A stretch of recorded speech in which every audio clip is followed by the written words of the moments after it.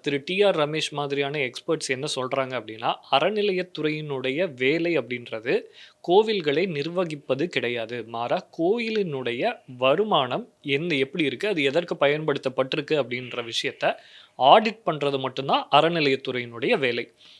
கோயிலினுடைய சொத்த அறநிலையத்துறைக்கு சொந்தமானது அப்படின்னு முன்னாடியெல்லாம் போர்டு வச்சிருப்பாங்க. அப்படி வைக்கப்பட்டிருக்கிறதே சட்டவிரோதம் அப்படின்றது தான் புரிதல்.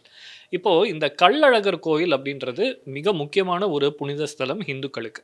அந்த புனித ஸ்தலத்துல இவங்க என்ன பண்ணியிருக்காங்க அப்படின்னா, மார்ச் 8, 2024ல ஒரு ஜீவோ வந்து கவர்ன்மெண்ட் பாஸ் பண்ணியிருக்கு.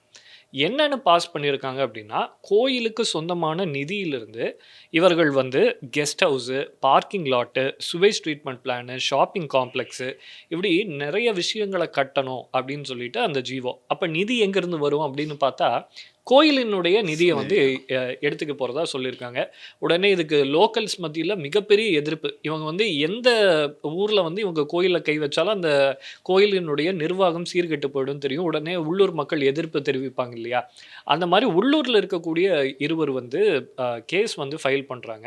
ஸோ அந்த கேஸ் வந்து விசாரணை முடிஞ்சு தீர்ப்பு வந்து வெளியாயிருக்கு. இந்த தீர்ப்புல திமுக அரசின் செயல்பாட்டை கண்டிக்கும் வகையில நிறைய முக்கியமான பதிவுகள நீதிமன்றம் தெரிவிச்சிருக்கு. அதுல முதல் விஷயம் என்ன அப்டின்னா, கோயில் உங்களுடைய சொத்தில்லை அப்படின்றத இந்த விஷயத்துல தெளிவுபடுத்தியிருக்காங்க. 2வது கோயிலினுடைய நிதி எப்படி பயன்படுத்தப்படணும் அப்படின்னு ஏற்கனவே விதி இருக்கு.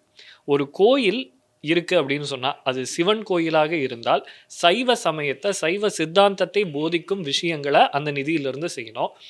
வைணவ கோயிலா இருந்தா, அது சார்ந்த விஷயங்கள செய்யணும். இதற்கு தான் பயன்படுத்தணும். மாறா நீங்க உங்க இஷ்டத்துக்கு கல்யாண மண்டபம், அப்புறம் இந்த மாரி ஷாப்பிங் காம்ப்ளெக்ஸ் இதெல்லாம் கட்ட முடியாது அப்படின்றத இதுல தெளிவுபடுத்தியிருக்கு.